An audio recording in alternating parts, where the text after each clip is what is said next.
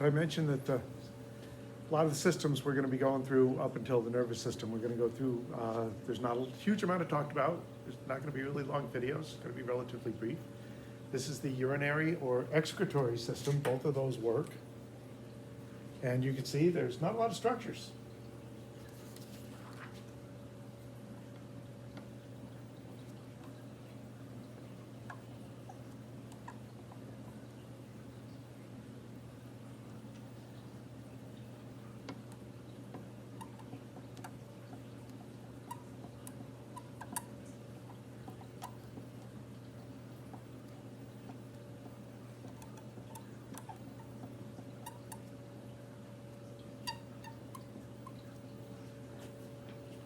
Okay. When we talked about respiration, I mentioned that we can use, get the energy out of a lot of different molecules. We can break proteins down to amino acids and pull those apart and use the energy holding the carbons together to shift energy over to ATP and run things, right? Animals that don't have carbs in their diet, predatory animals that don't eat any kind of plants, like most felines, they do most of their respiration comes from protein metabolism. What they need, what they have in carbs, they actually have to build carbs themselves, not photosynthetically, but another way. When you pull the carbons out of protein, you wind up with nitrogen, a small nitrogen molecule you've heard of called ammonia. You do not want ammonia circulating in your systems. Ammonia is a little bit too reactive. You don't want it circulating in your plasma. So it needs to be converted into something a little bit less toxic, and that is urea. Urea is less toxic than ammonia. It's not non-toxic. Animals that lay sealed eggs, like reptiles and birds and spiders and insects, process this into something called uric acid, which takes a little bit more input to make it. But it's totally non-toxic, so an embryo developing inside a sealed egg won't poison itself with its own wastes. We can poison ourselves with urea. If your kidneys fail, the buildup of urea will eventually poison you. But we clear it out through our kidneys.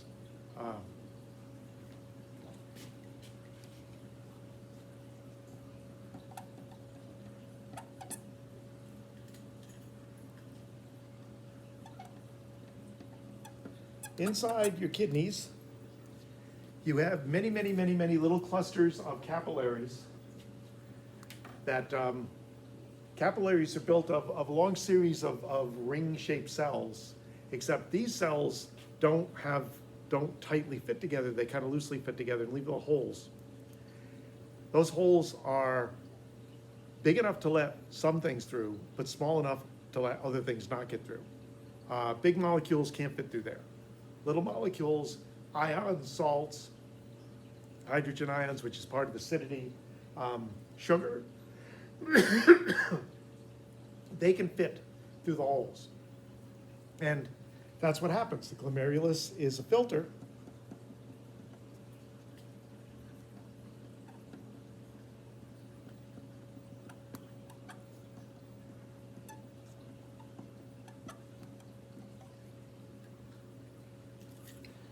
This is a very similar waste removal process to a tremendous number of different animals, where there's three basic steps. First, just filter stuff. Is that your wastes are very small particles, so just filter them out. And then it's a matter of, yeah, the waste went, but there's some stuff that went through the holes. We kind of need that to come back.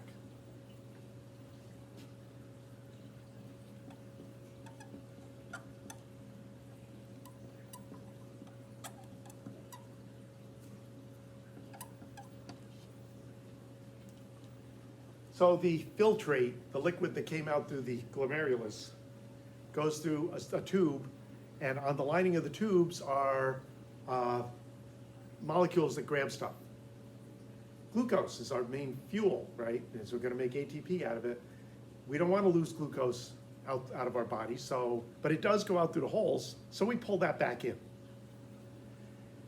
If we need, this is all hormonally controlled, if there's sodium going out, but we still need sodium. We don't have a lot of sodium in our diet, and we need some. We'll pull sodium back out. We'll pull potassium back out, magnesium back out. And so that's the reabsorb. Yes. Wait a minute, we need those back. There are some things that we want to get rid of that would not go out through the holes. So we need to add certain materials to what's growing as going to be urine. It's like, okay, the blood, the plasma went through the filter and this stuff is still here. We need to get rid of it. And so there's tubules that do that move it into the growing urine. And so there's a whole bunch of these tubules that do that. And then what comes out of the terminal tubules into the collecting cavity in the kidney is urine. And at that point, we can get some stuff back out of the urine, especially water. We can reabsorb water if we need more water. But it's mostly just finalized urine. Now, urea can crystallize, usually in combination with calcium. So this happens in your kidneys. And those form kidney stones, which unlike gallstones, which are fairly smooth and just clog stuff, kidney stones are really jagged and can rip stuff up. And kidney stones can be extremely painful. And if you've got kidney stones, first you try to throw a bunch of water at them, see if you can dissolve them and get them to go that way.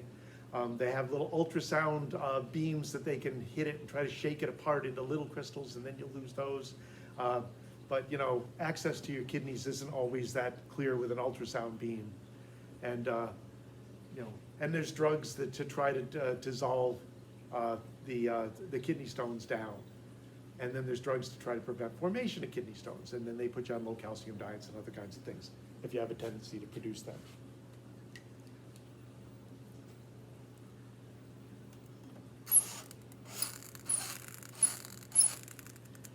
So pee in this cup.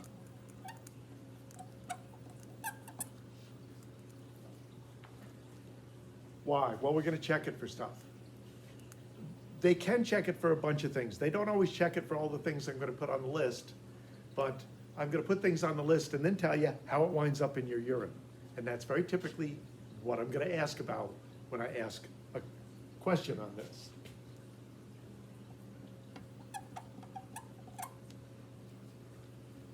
Glucose. I just mentioned, glucose goes through holes pretty easily.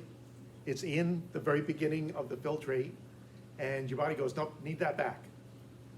And so as the fluid goes through the tubes, glucose is taken in. But you have so many pumps to grab the glucose. If there's more glucose than there should be, usually quite a bit more glucose than there should be, then by the time it gets out of that section of tubes that have the glucose pumps, there's still glucose in the urine. And that is why it's an indicator of more glucose in your plasma than is supposed to be there, an elevated glucose level. It's not a great, it's a simple test for diabetes, high blood sugar. It isn't a great test for measuring exactly what, that's why they typically do blood tests. And then they also do A1C, which I've mentioned a couple of times, which is more of an average sugar level over a long period and a better reader for diabetic issues. But glucose only is in your urine if you put way too much of it into the reabsorption system in the first place, and it just can't reabsorb it all back before it's through those tubes.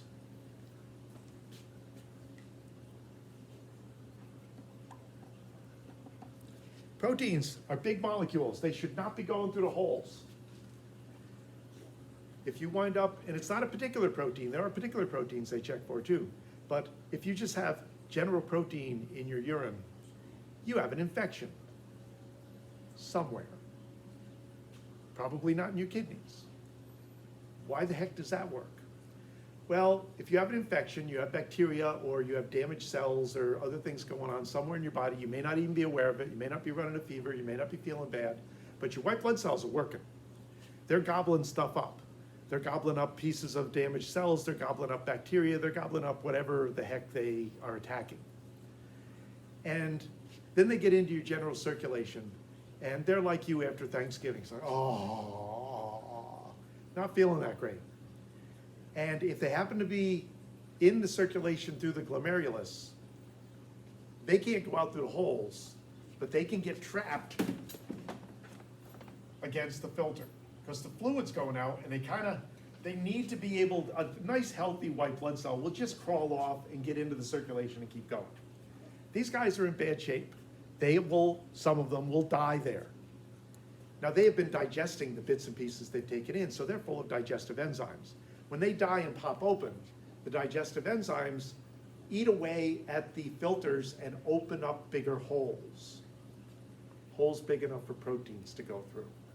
It's a weird sequence of events, but this is why protein is an indication of some infection somewhere, because the white blood cells that are fighting it got trapped on the filters, died, and digested bigger holes in the filters.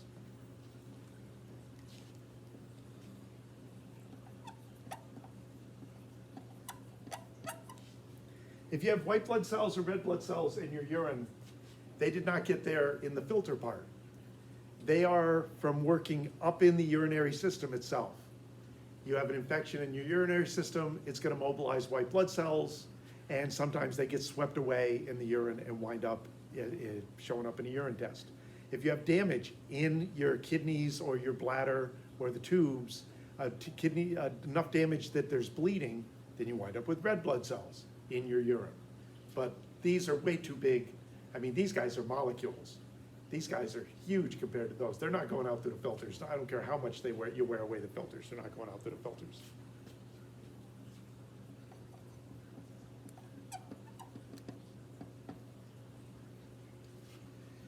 Bilirubin is a molecule related to bile that should not be in your blood unless there's damage to liver cells that are making bile. And so if it winds up in your urine, it's an indication that it's in your plasma, which is an indication that it's coming out of damaged liver cells. So it's an indirect indication of liver damage. Simple enough.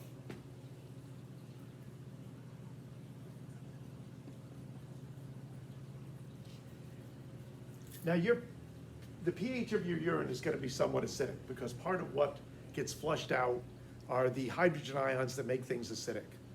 But if it's too acidic, it's an indication of a lot of things. But one of the things that it can be bad for is that you're much more likely to get those calcium urea crystals, to get kidney stones if it gets a little bit too acidic.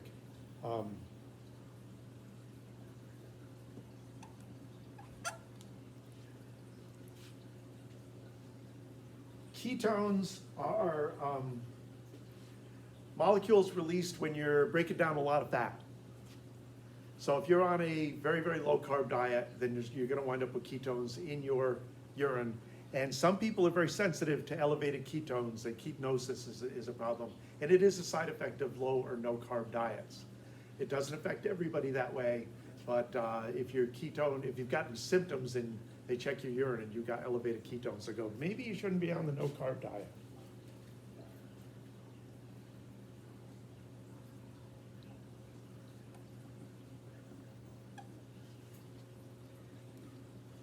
Creatinine is a product of muscle function.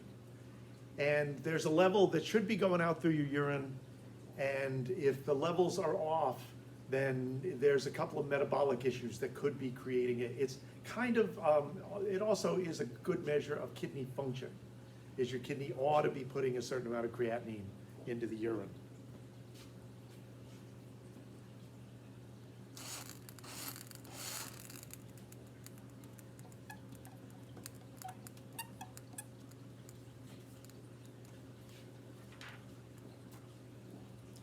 So the kidneys in their little dents, there's a whole bunch of blood vessels that go in and out of the kidneys here that they're not showing.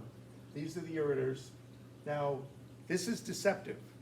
This is what I was expecting you to notice in the pig lab, is that this is not, the way it looks is not how it connects. This does not connect to the top of the bladder. It connects right there. These tubes go past and connect right next to where the urethra goes out. Your bladder fills from the backside or the bottom side in humans. In the pigs, it forms from the backside. And the reason for that is it fills right next to the drainage tube. So that if you were to get, and this happens during pregnancy sometimes, something that pushes on the side of the bladder, it kind of pinches it in the middle. It isn't filling from the top, so a pinch in the middle isn't gonna block the outflow.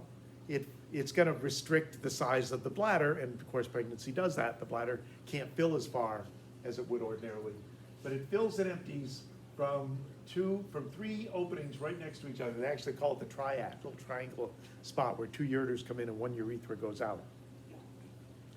And when you drew me the pig, I expected you to show me the bladder sticking up here, but the connection to the bladder to be down at the far end. Because when you folded the flap back in, you had that long bladder that actually, the top of the bladder was actually up between the kidneys.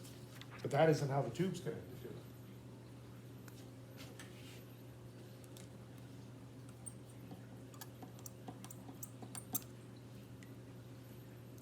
Now the system does have valves that should restrict the ability of urine to flow the wrong way. You don't really want the urine to stay in the kidneys. But if you have problems emptying your bladder, then it isn't so much that the urine goes back up, but eventually you hit a point where you can't get any more into the bladder, and then it starts to back up the ureters. It never went through the valves, and that can damage the kidneys long term. People who retain a lot of urine will eventually mess with the whole filtration system, because you basically filled it back up with more and more toxic material. But underneath the bladder,